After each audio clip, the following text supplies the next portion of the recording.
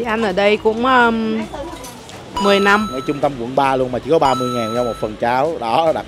Chị thích nhất là món bánh canh ăn với lại thịt cá, cá lóc. À có tương nữa hả chị? Tương nó tương gì chị? Tương này là tương đen, tương giống như ăn phở. Ngồi bụng mỡ đang có mặt ở một cái quán mà phải nói là nằm ngay giữa lòng chợ Bàn Cờ, bán bánh canh hủ tiếu nuôi. Mà điểm đặc biệt là bây giờ cái quán này vẫn còn có cái đôi gánh luôn. Đó, đây là quán bánh canh. Đó. Rồi người thấy không? Sẽ có gánh luôn. Mặc dù là gánh ra để lại một chỗ không gánh đi như ngày xưa, nhưng mà nó vẫn còn mang một tí xíu về kỷ niệm. Rồi topping mọi người sẽ thấy có chả cá nè, thấy không? Có phần thịt nè, thịt này sẽ là thịt đùi đúng không chị? Thịt giò lóc, cá, giò heo. Mình bán ở đây lâu chưa chị? Mà vẫn bán bằng cái gánh này hả chị? Một phần vậy sẽ là nhiêu tiền chị? Phùng đặc biệt á chị? Thịt cá, còn thêm giò vô nữa là 40. Dạ. Bánh canh là bánh canh bột lọc nha mọi người. Dạ. Ở đây là sẽ là một phần bánh canh vừa giò vừa cá. Phần bánh canh vừa giò vừa cá. Dạ. Tiệm mình có tên không chị? Tiệm không tên. Mọi người tới địa chỉ 212/2 Nguyễn Nhân Thực là ra thấy quán chị liền. Nằm trong chợ Bàn Cờ. Đó. Rồi. Sẽ là khách ở đây sẽ tới ăn rồi đi, nên là khách liên tục. Đó, sẽ được ngồi ven chợ. Chị cho em một tô bánh canh đầy đủ nha. Đầy đủ là 40 rồi. Dạ. Chả cá là 40. Đó, trước đây thì có chè nữa, mà muốn ăn chè thì ăn thêm chén miệng. Đầy đủ luôn, chè đậu nè. Chè siêu ngon. Đó. Chè nếp. Trôi nước. Đó. Một bịch chè là nhiêu tiền chị? Một bịch chè là 12.000 thôi. Đó, mà bạn cầm 50.000 là vừa được ăn món chính, vừa được ăn chén miệng luôn nha. Đó mọi người. Cháo cá lóc hả chị? Dạ. Đó, một hộp cháo cá đặc biệt sẽ là 40.000. Đúng rồi, còn bình thường là 33.000. Dạ. Ngày cá là 40. Rồi. Em ăn tương đầy đủ không em? Cho đầy đủ. Của anh bên kia cháo. Đây cháo cá gồm có cái này. À có tương nữa hả chị? Tương nó tương gì chị? Tương này là tương đen, tương giống như em ăn phở. Lần đầu tiên em thấy ăn cháo mà với có tương luôn á. Cái này là cháo cá miền Tây em. Dạ, điểm đặc biệt là cháo cá mà ăn với tương. Thêm đậu phộng để cho em một tô bánh canh đặc biệt với một tô cháo cá đầy đủ. Ngay trung tâm quận 3 luôn mà chỉ có 30.000 cho một phần cháo. Đó đặc biệt, có thêm tương. Chị ăn đây lâu chưa chị? Chị ăn ở đây cũng 10 năm. Chị ăn đây chị thích nhất ở đây là món gì? Chị thích nhất là món bánh canh ăn với lại thịt cá, cá lóc và giò. Mà chị thấy nó kiểu như nó ít mỡ ấy, ít dầu mỡ, nên là cảm giác như là mình ăn nó ngon miệng nhưng mà không bị sợ béo, không sợ ngán. Với lại là thực ra là giá cả thì rất là ok. Cái điểm chị thích nhất ở quán này là chị thích hai cái gánh á. đúng không? Đúng rồi. Tại vì ví dụ như ở ngay quận 3 đúng không? Trung tâm mà mình tìm được những cái quán kiểu nó vừa bình dân này, xong rồi vừa có cái gì đấy nó nhẹ nhàng, kiểu xưa ngồi đông mọi người ngồi ăn này rất là vui. Chị thử ăn một miếng rồi chị review nhẹ nhẹ cho em hương vị của nó như thế nào.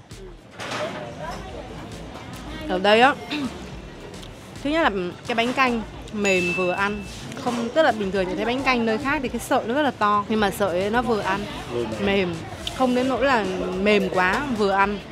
Cái thứ hai là chị thích nhất ở đây là cái nước thì nó cảm giác như nó trong và nó không bị béo và thơm ngọt. Em thấy không, ăn ví dụ như là có cá này, cá lóc này, nhưng mà không có tanh, không có nghe mùi. Rồi ngay cả như miếng giò này đi, mình ăn á, mình không thấy mỡ. Nên là đối với người mà kiểu theo cái thích ăn nó nhẹ nhàng, tự nhiên như chị thì chị rất là thích. Phần của chúng ta nha mọi người, phần đặc biệt đó, cá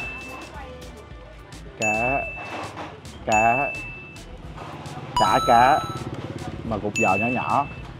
Một phần này là đặc biệt sẽ là 40.000. Nói chung cũng hợp lý nha, ngay trung tâm quận 3 nha mọi người.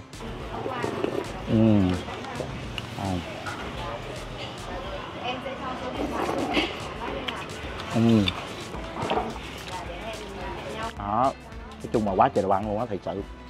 40.000 nha, mọi người thấy đấy. Đó.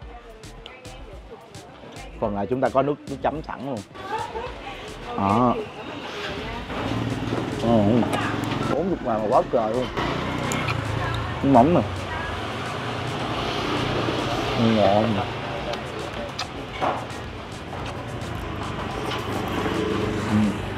Chúng mà sợ bánh canh nó không có bị quá bở, mà nó được cắt là vừa phơm miệng lắm, chứ không có quá dài lê thê lết thớp.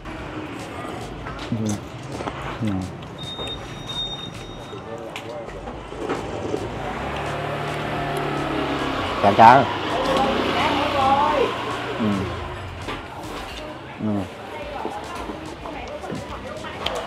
không bị quá bột nè, thơm lắm. Chả cá gì vậy, thơm quá, ăn vang hợp lý. Ngồi lên thử thịt quá trời luôn, lên miếng cá ngon, quả là ngon luôn. Cái tiệm mình không có tên nha mọi người tới địa chỉ 212/2 Nguyễn Liên Thuật, chợ Bàn Cờ, quận 3. Cho tôi giảm cân nên tôi chừa một giò là cho trường thấy tử không mọi người. Thà chứ nhìn là thèm lắm ha. Dạ nó không PT thấy là clip đó.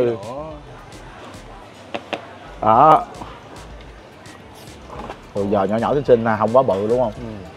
Mỡ thịt cân. 1/40.000 này theo bạn thì ok không? Ok nha, tính ra đồ ăn hơi nhiều, đồ ăn cho nhiều. Giá vậy là bình dân nha, bình dân. Mà hôm nào mà trời mát mát đi ok đúng không? Mọi người ở đây thường phải mua đem về. Nãy mình quay á, người ta mua về liên tục đó. Bạn ăn thử cái miếng chả cá đi, nó thơm lắm, thiệt sự. Nó thơm, nhưng mà ra ăn tự nhiên nhớ bữa lần trước đi Phan Thiết liền. Đúng rồi, nó có vị ngọt ngọt. Chả cá Phan Thiết mà. Thường tôi thấy chả cá thường ở những miền Trung của mình á, hầu như ở đâu nó cũng sẽ ngọt giống vậy hết. Nhưng mà cái này nó thơm, rất là thơm mùi cá. Đó, trên đây là sẽ có giá, cháo, cá lóc. Đó, cá lóc này là cô nói là cô sơ chế hết rồi, không có xương luôn nha. Có xương không? Không có xương, rút xương hết luôn. Không, ý là nói là cháo này ăn với tương. Cháo này ăn với tương đen. Nãy là lúc mà bỏ vô mình có quay á, muốn chọn miếng tương đen mình đã trộn lên rồi nha. Bạn cầm cái tô cháo luôn rồi.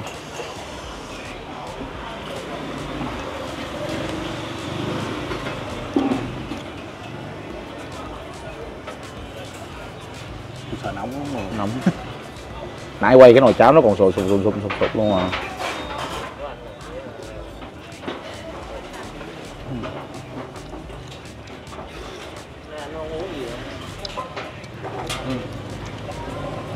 Cháo này cái vị rất là thanh nha, ăn nhẹ nhàng, nó không có đậm.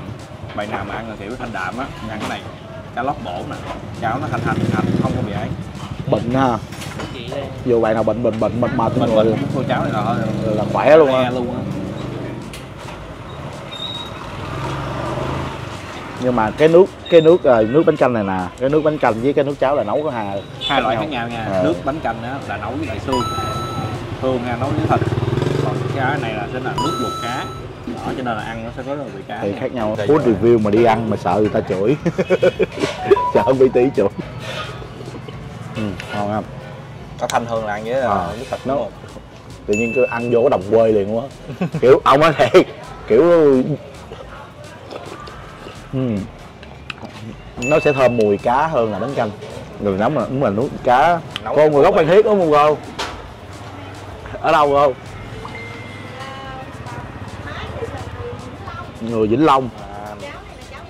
Ở miền Tây, với miền Tây nha. Vị nó ngọt lắm. Nãy chị có nói miền Tây rồi. Xin lỗi BT rồi, xin lỗi BT. Mà ăn cháo không sao đâu, cháo cá mà. Ngon quá. 9 điểm luôn á. Bánh canh 8 điểm rồi. Mà cháo thì 9 điểm luôn á. Bánh canh thì cái vị mình thường gặp hơn. Bánh canh thì có thể hàng quán khác nó sẽ tương đồng một xíu, mà cháo thì là khác biệt luôn á. Ăn một lần là biết quán này luôn á, cái vị đặc trưng. Ở đây mình nghĩ cháo này á, nó đậm á là sẽ có nhờ cái tương đen. Cái hậu vị đúng không? Nó ngọt là do có tương đen trong đó. Cái hậu vị của nó khác biệt lắm. Bây giờ cái clip nha mọi người, hẹn mọi người trong clip sau mọi người biết ở đâu ngon ngon, mọi người comment ở dưới, ở chỗ bình luận á, mở sẽ tới thì mọi người chạy nhìn thử nha. Rồi bây giờ thì làm việc mọi người, bye bye.